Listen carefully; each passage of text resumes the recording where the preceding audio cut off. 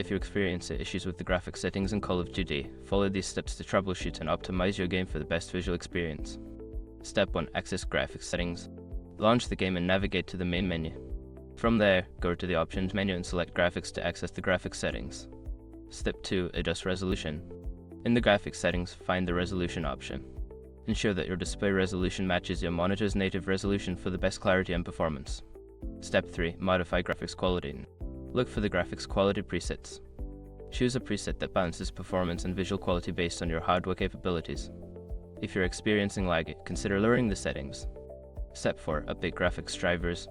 Ensure your graphics card drivers are up to date.